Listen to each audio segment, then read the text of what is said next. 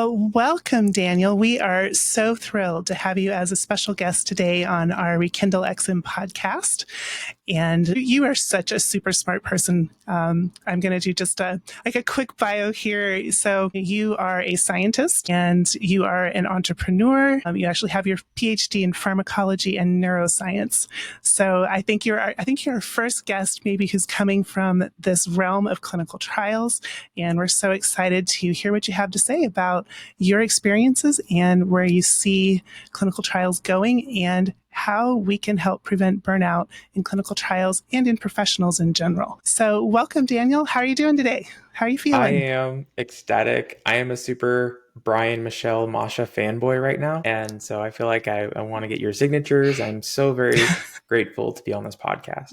So thank you so much for having me. Thank you for being here and are so grateful when we meet people like you who are willing to share their stories. Stories about burnout are sometimes hard to share, but it's so good for others to hear them. So we're going to kind of dive right in with you, Daniel. And can you just tell us a little bit about, from your perspective, what is your work history and kind of leading up to this period of burnout that you had in your life? Yeah, absolutely. So anyone with a PhD, I think could argue has some kind of a PTSD as far as burnout goes. I think that's kind of like it comes with the degree. It's what happened. But for me, and again, this is me kind of resonating with the book that you read, I kind of realized parts about my professional life that caused the burnout after reading your stories. I think part of it was honestly being a man, just to start. So I was that guy. I was the man who was socially responsible for taking care of his family. You have to be that strong provider. You have to be that one that makes all the sacrifices so that everyone that in your family is taken care of. It's this kind of, I don't know, it's this drilled into you, just this is what you have to do. And so even from the very beginning, it was always high pressure. I went through 3 degrees, well, high school degree, bachelor's degree, master's degree, then went on to a PhD. The whole time stacking on the education, stacking on the pressure, having to be the best, having to be that man that a society considers to be successful. And after years and years of stress, after continually piling on all this responsibility, all this pressure, I had children. I had a daughter, and then I had another daughter who just so happened to have a rare disease that was terminal.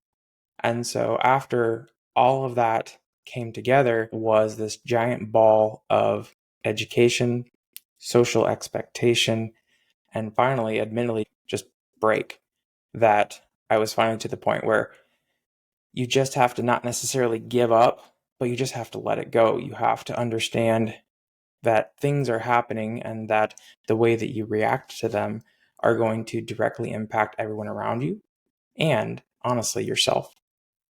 So, in a nutshell, that's like overall broad, but a little bit more detail. And to go into clinical research, I got the bachelor's in biology. I got a master's in public health. I tried to do the medical school degree, didn't happen. So then I ended up taking a hiatus, working even as a postal worker with a master's degree, which is an interesting experience. But then finally, I got into basic science. I got into working with bacteria, cell culture, working with animals, doing things like that. I went through that for about a decade in basic science. Finally got my PhD, worked on military bases, audited military bases. I wrote grants, I wrote patents. I got into a very like small pharma, writing the patents and the degrees. Finally, that burned out. Company closed down. So I had to move over to large pharma where we manufactured pharmaceuticals.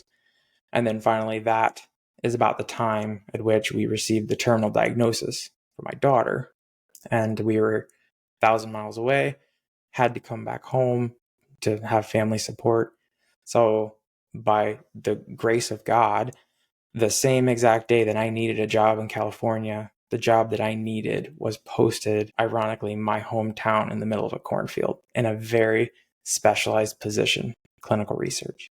So it's just this really weird feeling of a lot of pressure leading to burnout, but also at the same time, if you step back and listen, there are signs all around you that can help to guide you the right way. And Daniel, was there a point which you recognized that you were under this extreme stress? I mean, I know most people who are going through PhD programs experience that, but did you recognize it? And was there a point at which you had any thoughts about, oh my goodness, if I don't stop, something's going to happen? And then, of course, unfortunately, with the diagnosis for your daughter, was that kind of like the final straw in a sense of just way too much stress? It's interesting, when my daughter had the diagnosis, that's when we all had to come up and be the strongest. So we put on our armor and we just plowed through. And we got her all the way to her dying day, which was ironically Christmas Day. We found her dead on Christmas Day. I guess in a blessing, it was the Christmas Day right before COVID, right before everything shut down, right before it would have been a terrible life for her had she continued. So I do think there's a reason for that. But to answer your question, it was years after, because after she had passed, I was very passionate about making as much impact to the community as possible.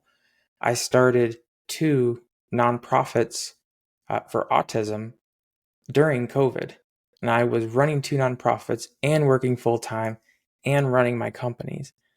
And I remember very distinctly, it was around the time where we were going to have our very first autism symposium in Springfield. It was October, and I was so stressed trying to get this event happening, working and doing everything else. I remember going to bed one night, and then I remember coming to in front of my truck wheel, driving down my driveway. My hair was combed, my teeth were brushed, I was dressed, and it was 1:30 in the morning. And I was literally so stressed and burned out that I was sleep driving to work. And I realized at that point that something had to change. And there were hidden things. And I think oftentimes guys will undergo stress and they'll be like, oh, I've got this pain in my chest, or I've got this, my foot hurts a little bit, but it's no big deal. I just got to keep going. But for me, that aha moment where it's like, okay, something's got to stop, is when I realized that by me internalizing all this pressure and by me just not doing anything about it, I could have hurt someone. So it was at that point where I realized that something had to give. Otherwise, I could be hurting others. And that was like okay, stop. We need to hit the pause button, stop here, take a step back, figure out what's going on, because this is not sustainable. That for me was the hardest breakaway, because when you have to make the realization, when you have to make the acceptance, something is wrong and something needs to change, you know that there's going to be consequences to that change. And as a result, you are very hesitant to change. Is it going to be more stressful to make a change? Is there going to be additional anxiety as a result of that change?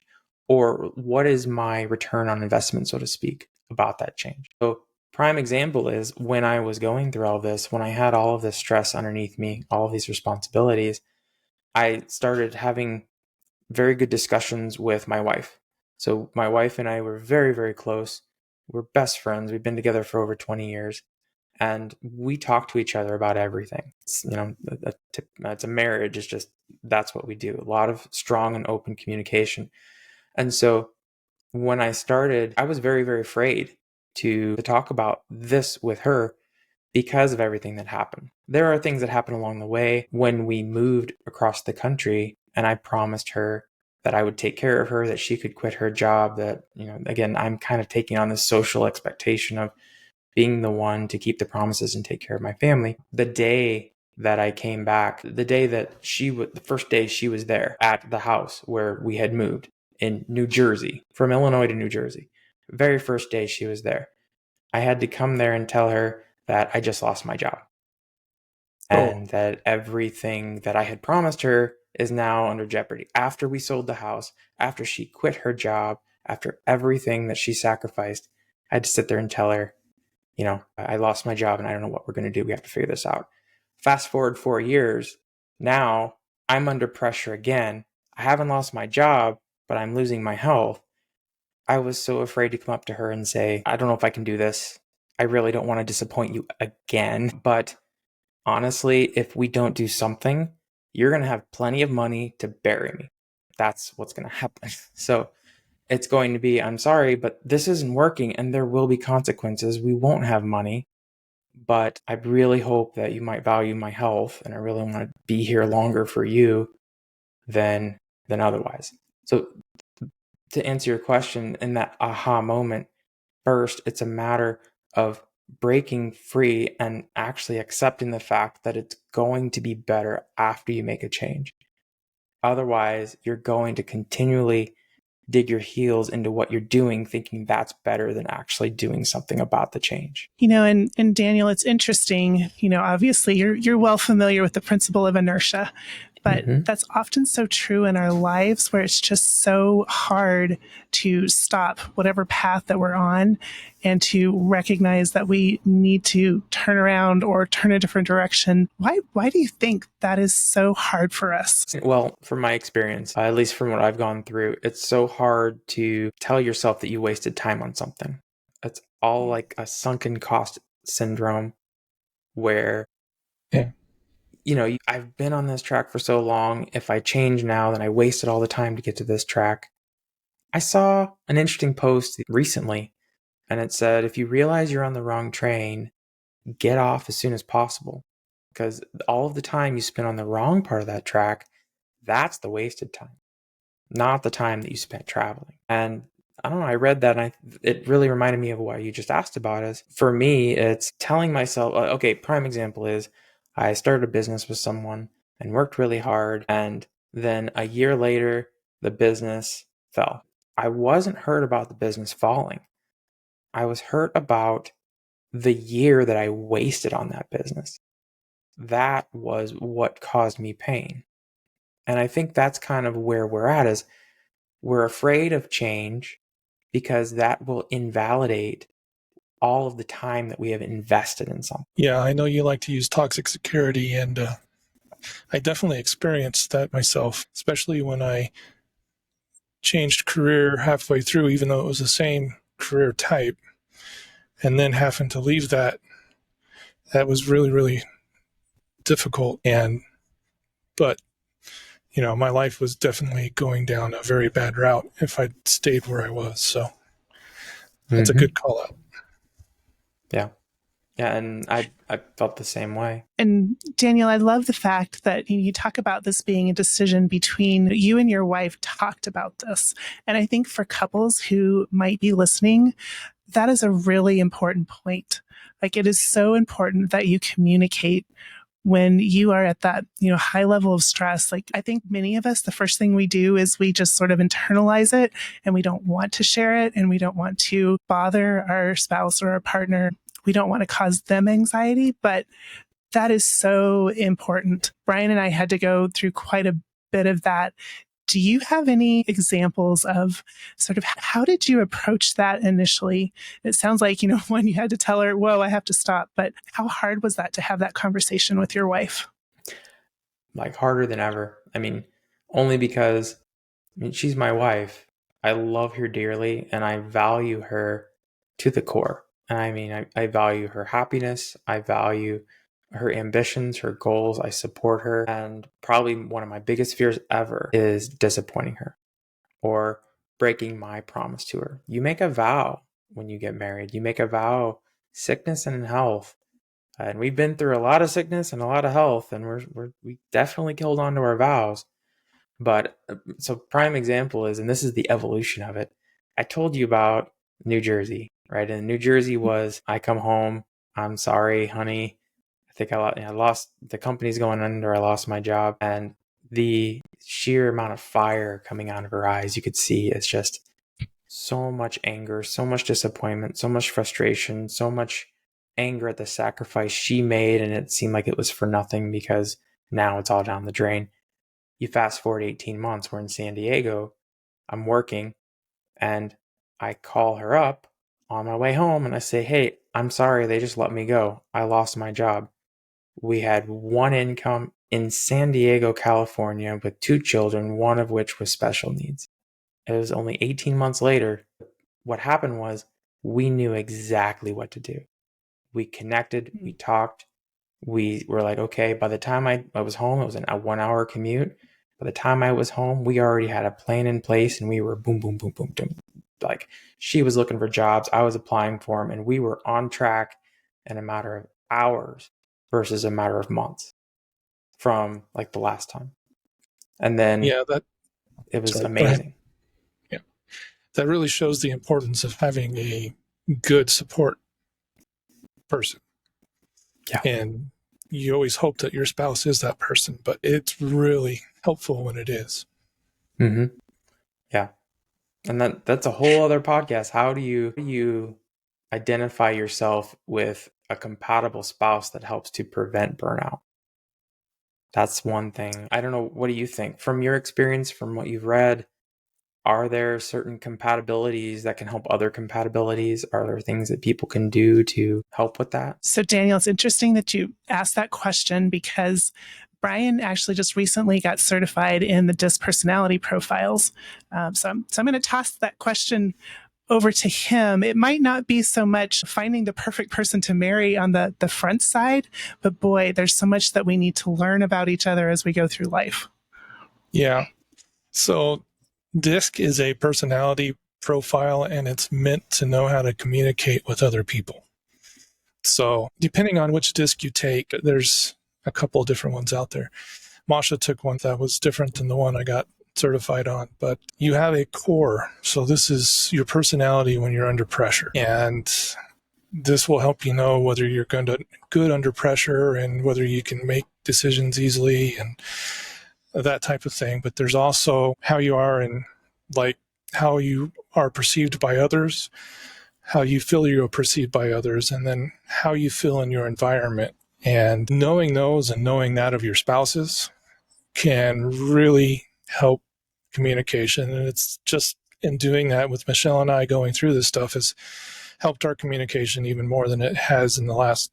I mean, we could have probably dodged a lot of issues in the last 18 years if we had both taken this seriously sooner. So there are personality types that will be difficult to be married to, but if you know what the other person's strong points are in that DISC personality, it'll help you to then communicate with them how you're feeling without feeding their fears. Mm-hmm. And that's really what it's all about, is being able to communicate without hitting the fears that they have. Makes a lot of sense. And when you're with someone for long enough, you do start to identify what they thrive in and what they crave, what they need, versus what absolutely mortifies them. Unless you're DC like me, and then you're just clueless the whole time. Or just that. And I don't know how long it took. How long does it take when you're married, when you realize that there are some things that just do not change, and you have to love and accept that? And it takes some time to try to to understand that. And it certainly depends on. So like the D and the I, they're active. They're more willing to get into the argument and have it out. Or the S and the C are passive. They don't really like confrontation. So then you get into that type of situation, and you have somebody who's active and they're ready to be aggressive at any point, and then you got a passive person who they'll hold it in. Yes, but then they'll hold it in to a boiling point, and then you got to deal with that, and hopefully you both deal with that well. Mm-hmm.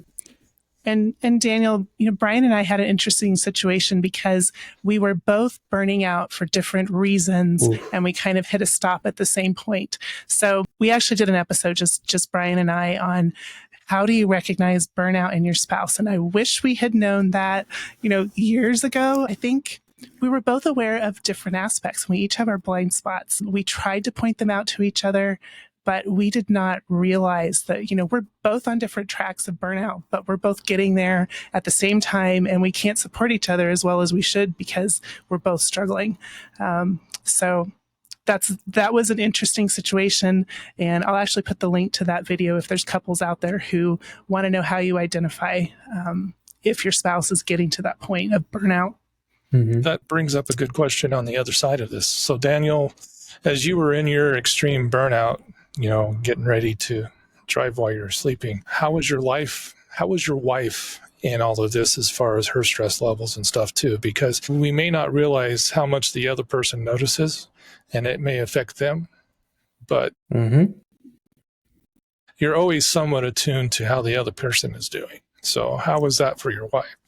So it was very challenging. Let's add another variable to it. So we homeschool my daughter, my daughter who's still here. We homeschool, and here goes back to the sacrifice, right? So my wife has literally given up everything. Now she's homeschooling. Even after we lost one daughter, she's still at home homeschooling. So now many, many nights of discussions. It was stress. Do I need to go get a job? Do we need to put our daughter back in school and maybe compromise some things that we believe in around here? There was a lot to talk about. But to answer your question this was 2 years after we lost our daughter. So she was still in the process of healing with that. And I was conscious of that, which is why I tried to protect her from what I was feeling for as long as I could until I realized it was doing damage. But I guess that's my question. You thought you were trying to hide it from her, but were you really? Yeah. She really had no idea. We communicate and I tell her, hey, this is going on, but I got this. This is going on. I mean, it was not like I was hiding it, but I was masking it. I was saying, just so you know, this is happening, but I've got this. I'm okay. Even though I wasn't okay. That's probably the one lie that I do say to my wife is I'm okay. And that's probably one of the most damaging lies. And it's a common one because even when our loved ones ask us, well, how are you? Oh, I'm fine.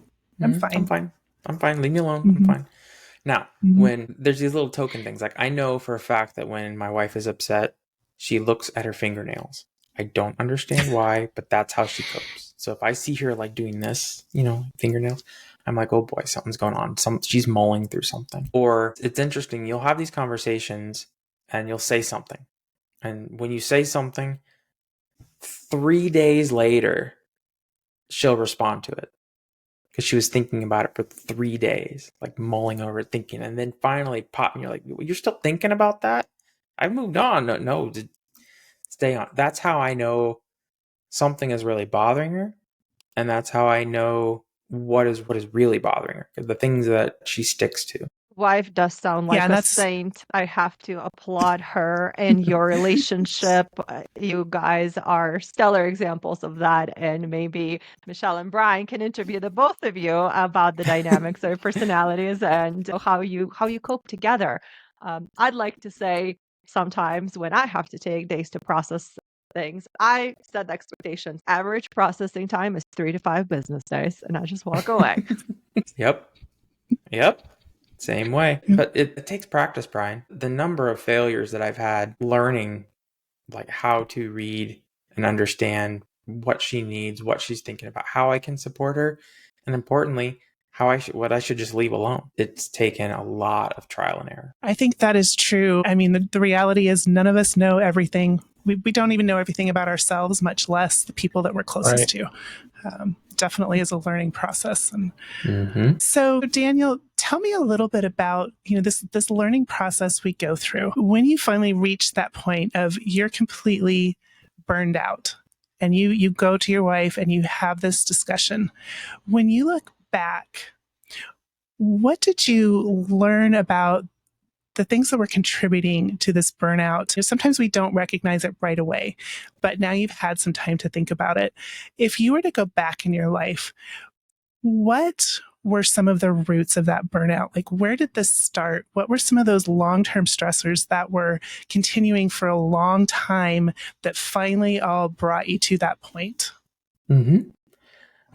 So I'll use an interesting analogy that I was just thinking about. I've never put a LinkedIn post about it, but have you ever worn a pair of sunglasses or worn a pair of glasses that you move around and things just seem kind of fuzzy, but you're not sure why? So as a result, you're like, what the heck's going on here? And then you have to take off the glasses and look at them. And all of a sudden you see the smears or a scratch or, all this stuff on the glasses. But to do that, you actually had to pull them away and look at them from a distance to really understand what was hurting you or what you couldn't see. You were experiencing something, but you didn't know what the cause was. For me, that is what happened to me. Looking back, it's never taking the time to step back and reflect. Never taking the time to take off those glasses and look for the smudges and know what to clean or know what to figure out. It's just like always having everything lined up, scheduled, just being way overburdened to the point where you don't have the bandwidth. And then as a result, you're going along your days, but you really don't understand, you don't know what to do to fix it. I'm going to ask you a question as fellow burnoutees. Have you ever had that situation where you feel like you're living, but you're seeing yourself in the third person? Almost like you're floating above yourself and you're watching things happen. And you feel like you're saying, no, don't go that direction, but you don't hear yourself. That's how it used to be. If I were in retrospect, that's how it used to be. And to, at least for me, fix that, it was, I have to really step back. I've gone through, I guess, a process of, filling my life up with things that make me happy and make me feel satisfied in what I'm doing. And then maybe every 6 months or so, taking a look around and saying, you know what? I need to purge this.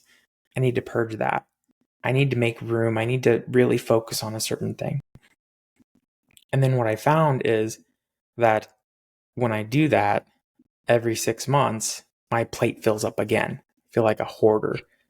And then I have to take another pruning. Okay, this one, no. That cycles of condensing what's really important to you. You start to get selective on what you choose to do, what you want to focus on. I actually just thought of an interesting quote, and it's really been in my mind a lot. And it's always asking myself, is this really how I want to burn my life energy? And if it is, then stick to it. If it's a tangent, if it's a distraction, if it's something that may be harmful to me, or if it's something that I know someone else is far more passionate about, then it might not be a good time or a good choice to continue that path. So I guess in a really short answer is, looking back, it was because I was a yes man. Yes, take everything I can. I will give everything I can to the world. And then you realize that you're not big enough to solve the world. And you have to let go of things and accept your limitations. And, that is kind of where the journey from here to now, and even the journey in the future, I haven't learned everything yet. But that's kind of the direction that I have taken in my journey, is just stop being a yes man and just accept that you can do everything that you can possible, but you're going to have to leave some things for the other people to do. So much to react to. And I absolutely can relate to your story about just seeing yourself and just being stuck in that way, not being able to say, no, don't go there. My experience with that was really hearing the intuition, but dismissing her and going along the path that I have chosen because of that fear of change, fear of consequences, being the yes woman, right? I can do this, hand in armor, who am I to say no to somebody? They need me. I can do this. Well, we're doing a lot of misjustice for, the enablers in us and the people that we're enabling from being responsible and doing the things they need to do, because we take on their problems, we take on the world problems. But taking on those sunglasses, taking off those sunglasses and cleaning them and reflecting and pruning the responsibilities that have overbeared the plate is so, so crucial. Even in the seasons, and right, our stresses come in seasons. Sometimes it's a flood and you have nowhere to go and you can barely breathe. It is a season, and it's time, probably a little too late to start pruning, but definitely start pruning if you're in that season. And one thing that really I had a takeaway from your story and your comments, and another quote comes to mind that really is being planted on the foundational level, and that is find your why and say no to anything that compromises it. That will keep you from not being the yes man anymore. And it is really challenging to learn how to say no. It is a skill we can develop, and we can start with our pets and our kids and our spouses and see what we can get away with before we take it on a larger scale. But it is very important to self-reflect. And what is your North Star? Are you lost in the jungle? Do you see your North Star? Mm-hmm. I haven't seen it in a while. Time to reflect. So going back to your book, Brian, Michelle, Masha, as I was reading your book and your stories, there was one item that resonated across every story, one single factor, and that was time. You made the choice to take the time to look at what's happening. And I think that is, when I read that, that's what I realized happened to me too, is you were talking about that first huge step about burnout and trying to break free from what you're doing, is that one choice just to make time, to make it a priority. And I think if you can make that dedication to yourself, it helps. I mean, everything else, it's still hard, but it's the first huge hurdle. Yeah. And Daniel, honestly, I think you just summed up the overall idea of our second section of the book where we talked about investigate. And it's the taking the time to reflect and really figure out what's going on and asking yourself those crucial questions. So thank you so much. I think you literally just kind of encapsulated that entire section in one word. Give yourself time. Mm-hmm. Thank you so much, Daniel, for sharing your story and talking with us about how you were investigating and figuring out what was going on. Really looking forward now to our next segment where we're going to dive into how you started to make changes and how you started refinding your purpose. So we'll see you next time on reKindleXM. That's a pleasure. Thank you so much for having me. I really appreciate it. And I look forward to the next conversation.